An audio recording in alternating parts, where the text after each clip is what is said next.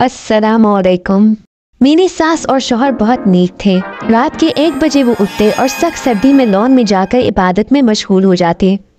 एक दिन अचानक तहज्जुद के वक्त मेरी आंख खुल गई तो सोचा सास और शौहर के पास जाकर इबादत करती हूँ।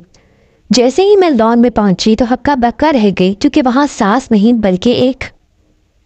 मेरा नाम ताबिंदा है। मेरे वालिद की बचपन में वफात हो गई थी, इसलिए सारे घर की जिम्मेदारी मैंने अपने कांधों पर ले ली। छोटे बहन भाइयों को पढ़ाया लिखाया और उनकी शादियां की। इस सारे चक्कर में मेरी उम्र काफ़ी ज़्यादा हो गई। अब मेरे लिए किसी कवारे का रिश्ता आना मुश्किल था, लेकिन अल्लाह का करना ऐसा हुआ कि एक गैर शादीशुदा शख्स का रिश्ता मेरे लिए आ गया। मुनासिब अमीर बल्कि हैंडसम और मेरी ही उम्र का था। उसकी माँ ही थी और घर में कोई भी नहीं था। हमारी शादी बहुत सादगी से हुई थी। मेरी सास एक नेक खातून थी। सारी रात वो इबादत करती रहती थी, लेकिन अजीब बात ये थी कि वो इबादत अपने कमरे में नहीं बल्कि लॉन में करती थी। रात के 1 बजते ही वो लॉन में चली जाती, चाहे सर्दी हो या गर्मी वो उधर ही जाती थी। पता नहीं उससे कमरे में क्या मसला था। और इससे भी अजीब बात ये थी कि मेरा शौहर भी 3 बजे उठता और माँ के साथ जाकर बैठ जाता। एक बार बारिश हुई तो सर्दी भी पड़ गई, लेकिन फिर भी माँ बेटा कभी इबादत का नावा नहीं करते थे। कई बार मैंने भी इरादा किया कि मैं भी उनके साथ इबादत करूंगी, मगर वो हमेशा मुझे मना कर देते कि तुम रहने दो, तुमसे रात के 1 बजे कहाँ उठा जाएगा। ये बात सच भी थी, क्योंकि मैंने कई बार इरादा किया था कि रात को लाजमी उठूंगी, मगर जाने इतनी पक्की नींद कैसे आ जाती थी कि आंख ही नहीं खुलती थी। एक बार हैरत अंगेज तौर पर मेरी आंख तहज्जुद के वक्त खुल गई। मैंने सोचा मैं भी शौहर और सास के पास चली जाती हूँ। मैं मुँह हाथ धोकर जैसे ही लॉन में पहुंची, ये देखकर मेरे कदमों तले से जमीन निकल गई। वहां तो सास मौजूद ही नहीं थी और मेरा शौहर अकेला बैठा कुछ जला रहा था। हर तरफ धुआं और आग थी। मुझे समझ नहीं आया कि ये माँ बेटा तो इबादत करते हैं, फिर ये आग क्यों जला रखी है। इतने में मेरे शौहर की नज़र मुझ पर पड़ गई। वो मुझे कमरे में ले आया और कहने लगा कि सर्दी लग रही थी, इसलिए आग जला ली। मैंने सोचा कल रात फिर देखूंगी कि सच क्या है, मगर मेरी आंख ही ना खुली।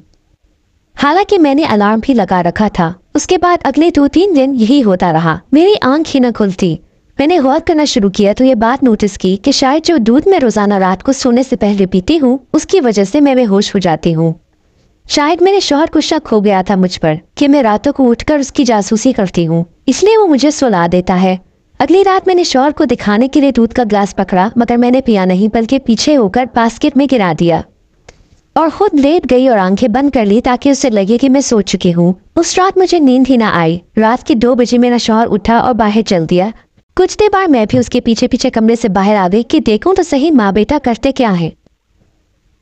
मैंने एक तरफ छुपकर देखा कि मेरा शौहर और सास आग जलाकर उसके गिर्द चक्कर काट रहे हैं और जाने क्या ऊंची ऊंची आवाज से पढ़ रहे हैं। थोड़ी देर बाद दरवाजे पर दस्तक हुई और काफी लोग अंदर आ गए और एक जगह बैठ गए। वो आकर मेरे शौहर और सास को पैसे देने लगे। मैं ये सब देखकर डर गई और भागकर कमरे में आ गई। ये सब देखकर मैं बहुत खौफजदा हो गई थी।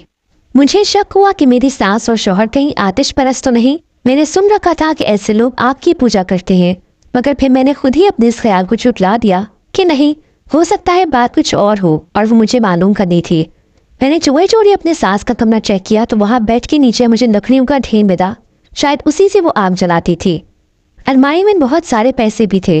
रात हुई तो मेरा शौहर और सास हस्बे मामूल अपने काम में मशगूल हो गए। मैंने मस्जिद के इमाम साहब को फ़ोन करके घर बुला लिया। मैं उन्हें पहले ही सारा मसला बता चुकी थी। जैसे ही वो आए और गेट पर बेल दी, मेरा शौहर और सास चौंक गए, मगर मैं उसी वक्त भाग कर गई और गेट खोल दिया। इमाम साहब ने अंदर आते ही दम किया हुआ पानी उस आग पर फेंक दिया तो वो बुझ गई।